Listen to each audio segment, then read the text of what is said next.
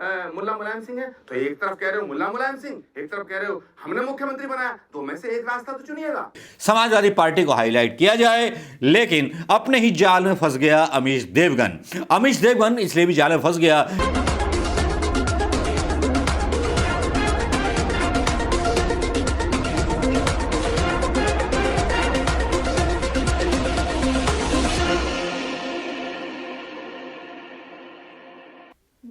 दोस्तों नमस्कार, मैं मनोज कुमार शर्मा एक बार फिर आपके बीच में। आज लग रहा होगा कि आज तो पगड़ी बांध करके आया हूं, सच की पगड़ी बांध के आया हूं, लोकतंत्र की पगड़ी बांध के आया हूं। और ये पगड़ी इसलिए पहन करके आया हूं कि पत्रकारों की इज्जत बचाने आया हूं, पत्रकारों के उस विश्लेषण की इज्जत बचाने आया हूं जो पत्रकार आज विश्लेषण डाल रहे हैं गोदी मीडिया के ऊपर। आज उन पर थोड़ा सी ध्यान गया मेरा अचानक, और भांड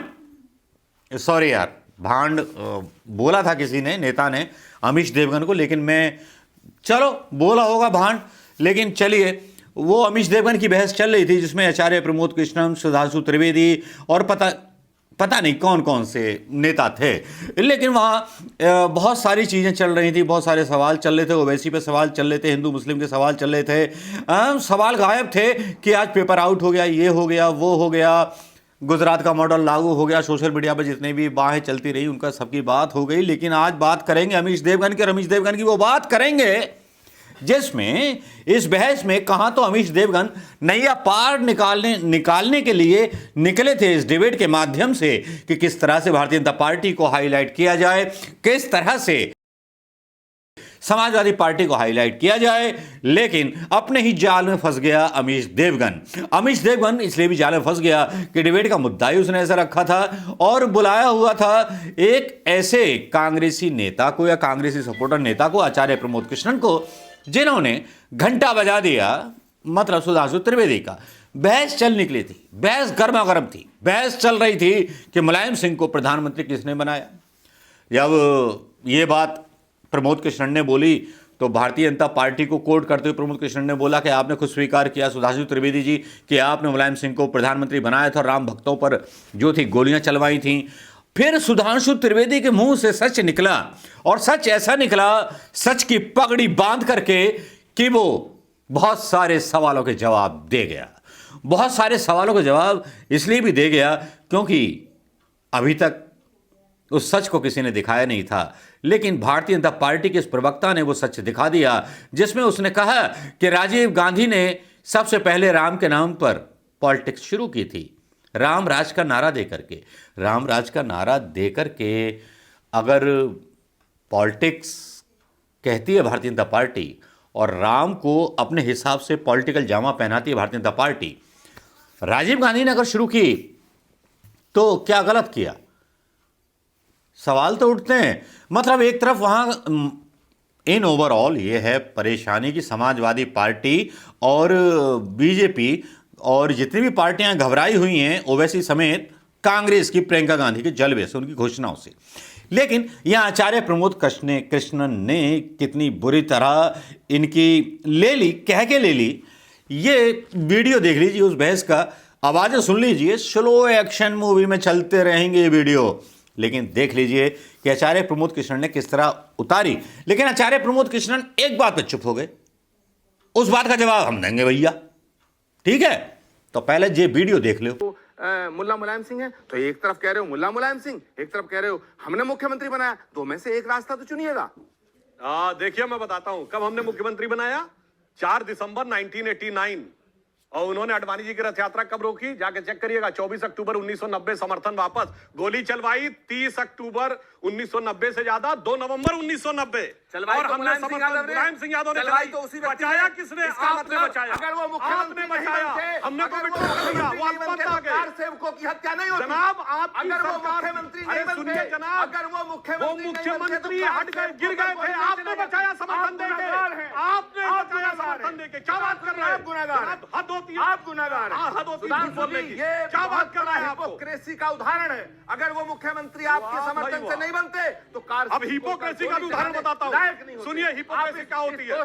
सुनिए, अच्छा ये बताइए। आप इस गुनाह से बच अरे नहीं सुनिए, सकते। गुनाह आप की इस बात पाप करता से हूँ। नहीं बच सकते। अब सुनिए, 89 का चुनाव प्रचार शुरुआत कांग्रेस ने कहा था कि कांग्रेस के नेता बताइए। आप- बोलिए, जवाब दीजिए। आप शब्दों बोलिए, के जवाब जाल में दीजिए। मुझे शब्द मत नहीं, उलझाइए। फैक्ट। कोई शब्द नहीं, फैक्ट। आपको आपने कहा मुलायम सिंह यादव अरे को सुनिए, पहली बार आपको जवाब मुख्यमंत्री आपने बनवाया। अगर आप मुख्यमंत्री उन्हें नहीं बनाते तो कार साहब को ठीक है, गोली जवाब- चलाने के जवाब- लायक जवाब उन्हें सुन ताकत नहीं मिलती। जवाब सुन लेते उस गुनाह में सुधांशु, आप जवाब। शामिल हैं। सुधांशु जी जनाब, हमने स्वीकार करिए। समर्थन वापस ले लिया था। स्वीकार आपने करिए। समर्थन दिया तो वो गोली चला पाए। चलिए, अब अब तो सुनिए, अब एक और 1989 सुनिए, की नहीं। हिपोक्रेसी बताता हूँ। जी, जी, जी। एक ही चुनाव है भारत के इतिहास में जो राम के नाम पर चुनाव अभियान शुरू किया गया। 1989 नवंबर, राजीव गांधी ने अयोध्या से राम राज्य का नारा लेके किया और 12 महीने बाद नवंबर 1990 कार सेवकों के हत्यारे मुलायम सिंह को समर्थन देकर सरकार बचाई। This is hypocrisy. वक्त है एक अंतराल का। ये वीडियो आपने देख लिया होगा दोस्तों, जिसमें बहुत सारी बातें आचार्य प्रमोद कृष्णन और सुधांशु का झगड़ा भी देख लिया होगा, जिसमें सुधांशु त्रिवेदी ये कहते हुए नजर आ रहे हैं कि राजीव गांधी ने समर्थन दिया था मुलायम सिंह की सरकार को। प्रमोद कृष्णन को शायद इतना भी ज्ञान नहीं है कि जिस टाइम राम भक्तों पर गोलियां चली थी उस टाइम राजीव गांधी की सरकार नहीं थी, राजीव गांधी की हत्या हो चुकी थी और नरसिंह राव की सरकार थी। इतना भी ज्ञान लेकर के अगर कांग्रेस के नेता नहीं जाते हैं, आचार्य प्रमोद कृष्णन इसका विरोध नहीं कर पाते हैं, नरसिंह राव के खिलाफ बोल नहीं पाते हैं, तो साफ नजर आता है कि कांग्रेस में दो खेमे हैं। अब ये दो परस्पर विरोधी बातें हो गई। आचार्य प्रमोद कृष्णन क्यों भूल गए इस बात को, क्यों उन्होंने उस टाइम उस डिबेट में कोड नहीं किया इस चीज को, मुझे आश्चर्य होता है। अब यही आश्चर्य जो हैं कांग्रेस को डुबोते हैं, यही आश्चर्य जो हैं देश के लोकतंत्र को डुबोते हैं और यही आश्चर्य संविधान को भी डुबोते हैं। कभी संविधान की रक्षा करने वाले सुप्रीम कोर्ट के जज दावा करते हैं कि न्यायपालिकाओं को बचाना है, संविधान दिवस में शामिल नहीं होते। कभी बोलते हैं कि सोशल मीडिया पर जजों की बहुत मजाक उड़ाई जाती है, ये नहीं होना चाहिए। बिल्कुल अटपटा सा घटघटा सा देश हो गया है। कोरोना की आहट देश के ऊपर है, लेकिन भारतीय जनता पार्टी जो है चुनाव के घंटे बजाने में व्यस्त है। और जहां प्रमोद कृष्णन एक तरफ भिड़ते हैं और दूसरी तरफ सच बयान नहीं करते, नरसिंह राव का नाम नहीं लेते, तो वाकई में हैरानी होती है कि अमीश देवगन की बहस पिटी पिटी सी नजर आती है।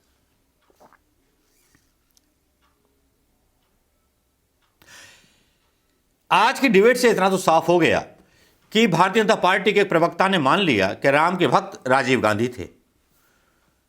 राजीव गांधी थे, कोई मुसलमान राजीव उद दौला नहीं था, उनका बेटा कोई राहत इंदौरी या राहत खालिस्तानी नहीं था, प्रियंका गांधी का कोई मुस्लिम नाम नहीं था, जिस तरह के झूठ व्हाट्सएप यूनिवर्सिटी पर फैलाए जाते रहते हैं। वाकई ताज्जुब होता है कि जिस तरह से आज खुद स्वीकार कर लिया भारतीय जनता पार्टी के एक नेता ने, कि प्रवक्ता ने, कि साहब राजीव गांधी ने शुरू की थी, राम के नाम पे पॉलिटिक्स हम कर रहे हैं तो कोई गुनाह कर रहे हैं। मतलब कांग्रेस जो करेगी वो भारतीय जनता पार्टी करेगी, जबकि राजीव गांधी जी ने हरिद्वार की गंगा को साफ करने का नारा सबसे पहले दिया था।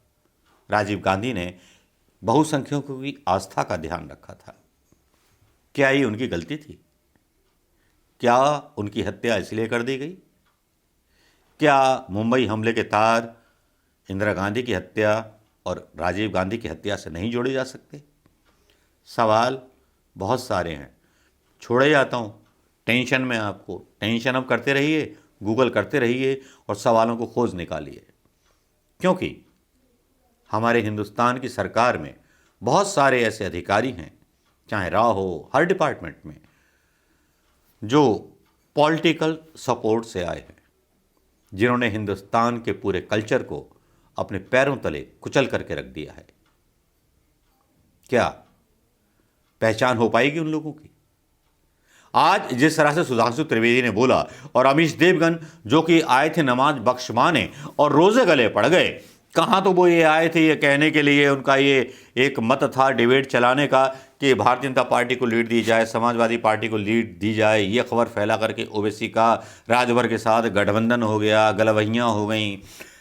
तो वाकई में समझ में आता है कि कांग्रेस को रोकने के लिए क्या क्या काम हो रहे हैं। भारतीय जनता पार्टी की तो बल्ले बल्ले है, क्योंकि भैया पेपर आउट हुआ, अगर इसकी जांच होगी तो कौन करा सकता है निष्पक्ष जांच? निष्पक्ष जांच केवल कांग्रेस सरकार करा सकती है। और योगी सरकार क्या करेगी? योगी सरकार की बल्ले बल्ले है, अगर सरकार चली भी गई तो दूसरा एक कठपुतली सीएम उत्तर प्रदेश के अंदर बैठ जाएगा, जिसके ऊपर हुक्म प्रधानमंत्री मोदी का चलेगा। प्रधानमंत्री मोदी ने कई कठपुतलियां पाली हैं, सिक्सर्स पाले हैं, बहुत सारे तुरुप के मोदी की आस्तीन में है। चलिए दोस्तों, ये कहने के साथ वीडियो समाप्त करता हूं। नमस्कार, जय हिंद।